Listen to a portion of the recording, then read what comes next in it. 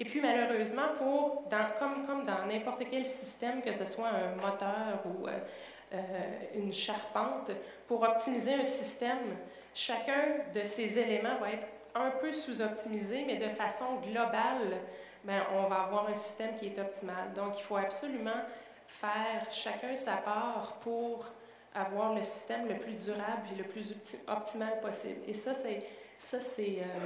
c'est vrai pour les pêcheurs, l'industrie du tourisme, la science, l'industrie du pétrole et les générations à venir.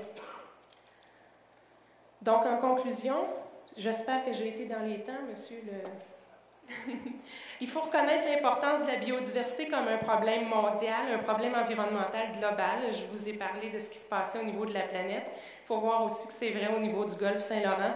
La perte de biodiversité et des services qui sont associés à cette biodiversité-là pourraient être graves pour le bien-être des communautés côtières dans le golfe du Saint-Laurent.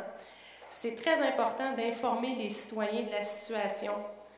C'est d'une importance capitale.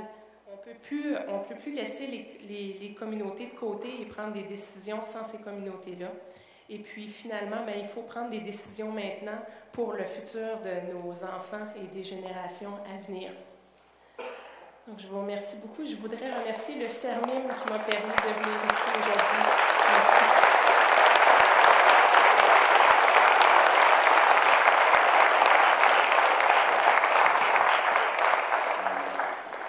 Merci beaucoup, Mme Morissette.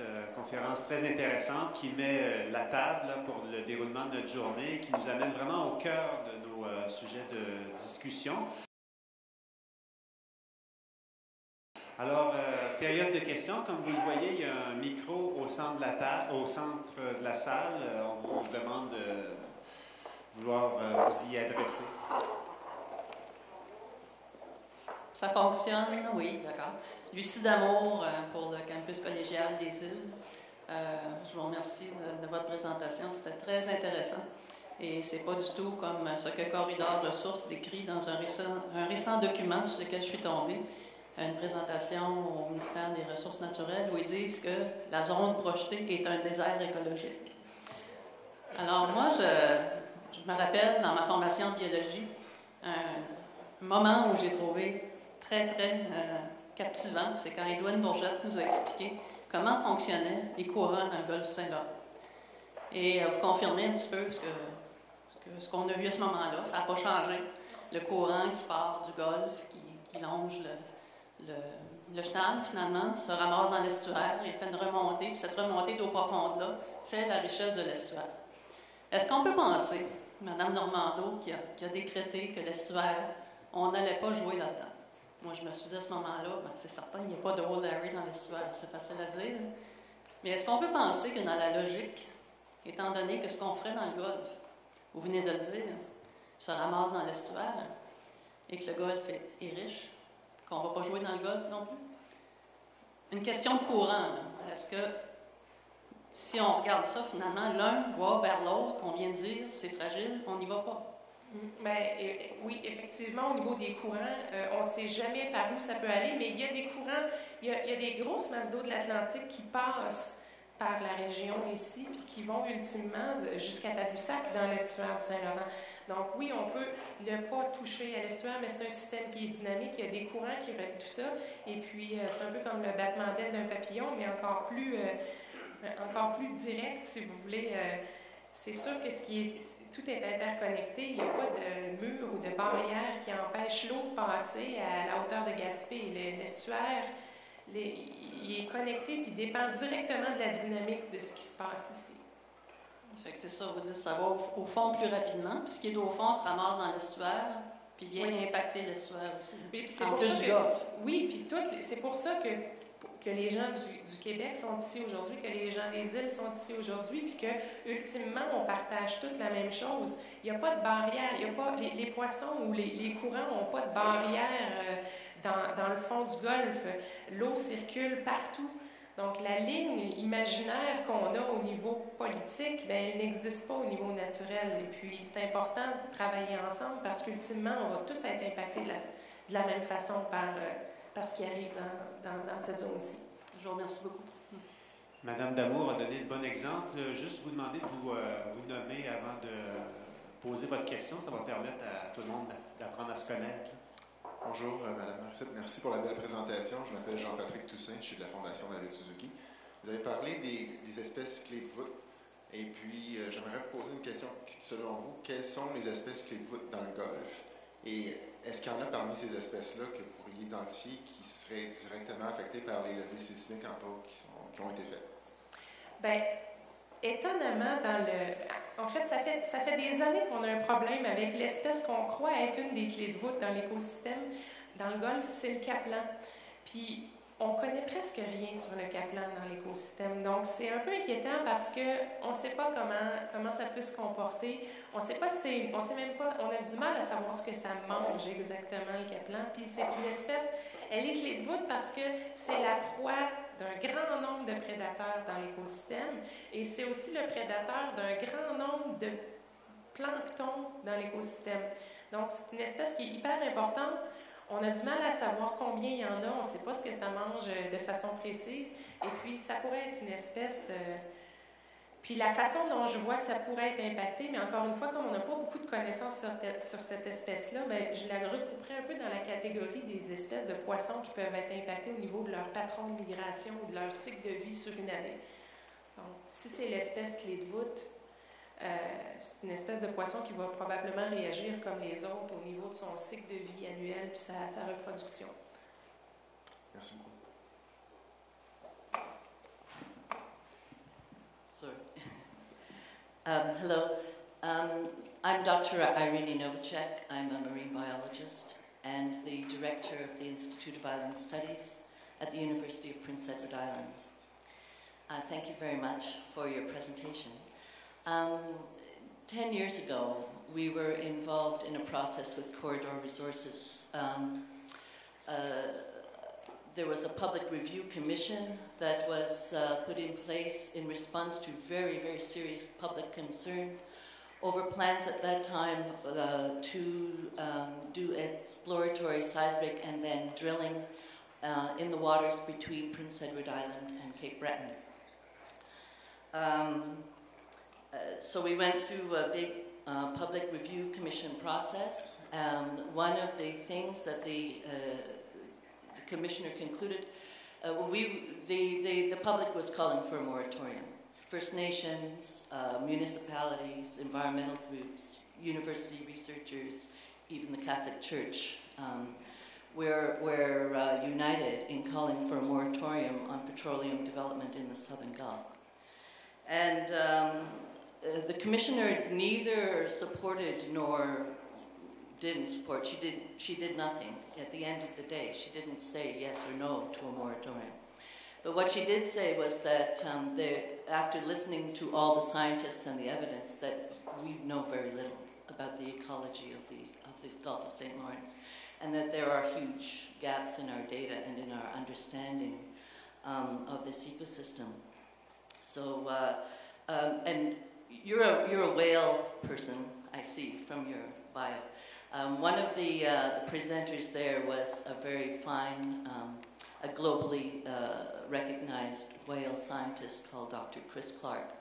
And he spoke about his experience in the North Sea and around the British Isles and in between Britain and Europe, and the degree of oil development that was there, and the impact on marine mammals, and the fact that this leads to not just oil spills and so on, but he was concerned about the acoustic environment, and the fact that not just the seismic, not just the drilling, not just the extra traffic, but even the pipelines give off marine noise that is disruptive to marine mammals, and especially whales, that communicate over long distances trying to compete with all this noise.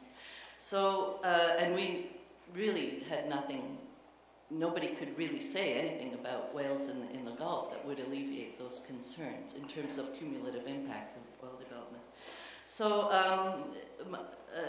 and there's a big, quite alarming list of species at risk, endangered, and of concern that migrate through and use this precise area, which is under consideration today. So my question to you is, though it's 10 years later, do you think, in your professional opinion, knowing the literature, the pattern of research in the Gulf of St. Lawrence over the last 10 years, do you think we now know enough to be able to answer questions about potential impacts on keystone species, on species of concern, on marine mammals? And secondly, given the cuts to universities, to Department of Fisheries, to Environment Canada, to all the potential research scientists that could be working on this problem, on this area of concern, do we even have the capacity at the moment to do the research that is required? Si vous permettez, Madame Morissette, je vais juste résumer rapidement les propos de Madame ici. Alors, Madame dit que dans les 10 dernières années, il y a 10 ans à peu près, il y a eu une commission publique qui a été mise en place lorsqu'il a été question de levée sismique dans la région de l'île du Prince-Édouard, du Cap-Breton, et le public demandait un moratoire. Le commissaire, en conclusion, n'a pas nécessairement ni appuyé ou ni rejeté les propos qui ont été mentionnés, mais sa conclusion était plutôt qu'on en connaît peu sur l'écosystème du golfe Saint-Laurent. Et il y a un monsieur qui est Chris Clark qui à l'époque avait fait une présentation sur son expérience avec les espèces, surtout les baleines, et sa crainte était tout le bruit, pas seulement les levées sismiques, mais tout le bruit qui pourrait être causé par une telle industrie. Et la question de Madame ici, c'est 10 ans plus tard, est-ce qu'on pense qu'on en sait plus, surtout sur les espèces clés de voûte qui sont dans l'écosystème, et surtout est-ce qu'on a la capacité d'en savoir plus si jamais on n'a pas toutes les réponses actuellement? Well, to answer the first part of your question, I think we know more than 10 years ago, but we don't know enough yet. And but we need to take what we know and be really conservative or aware of the potential impacts and problems with what we know. We don't need to wait until we know everything to take action and to make sure nothing wrong happens with the ecosystem. And yes, we know a little more than 10 years ago about the effect of acoustics on whale ecology and the way they behave and everything. And there are some studies that suggest that some whales that we don't see coming back here year after year might be affected somewhere in the migration pattern from the Caribbean to here by some acoustics problems. So there's a direct loss of biodiversity or whale abundance in the St. Lawrence that can be affected somewhere along the way because of acoustics. It also affects the way they feed and the way it directly affects the way they will search for prey and the way they will feed. And it also affects it indirectly because if these species of fish are extinct or affected otherwise by the oil exploration, then it will be less prey for the whales in the St. Lawrence. So we know a little more, but we don't have right now. These kind of studies takes forever to be able to understand how the ecosystem works properly. And right now, as a scientist, I have the feeling that everything is going too fast for the capacity that we have in science as scientists to study this and do research about these phenomena. Right now, the industry is going faster than science, and I'm really worried about that. Merci. On a dépassé notre 10 minutes, mais puisqu'il reste une seule personne, là, je vais prendre votre question. Juste peut-être d'éviter le commentaire, s'il vous plaît. OK. Merci. Vous avez déjà mentionné à plusieurs reprises qu'il était nécessaire de prendre une approche intégrée au golfe Saint-Laurent. Je vais juste répéter ça un petit peu. Maintenant, il y a des études stratégiques qui ont été faites pour la partie terre-neuvienne qui couvrent à peu près 1/5 du golfe. Le but des études stratégiques, c'est de voir si un projet peut être viable. Est-ce que vous pensez qu'on peut déterminer si le projet Old Erie est viable si on a juste fait des études sur 1/5 du golfe? Non. Merci. Alors, merci beaucoup, Mme Morissette.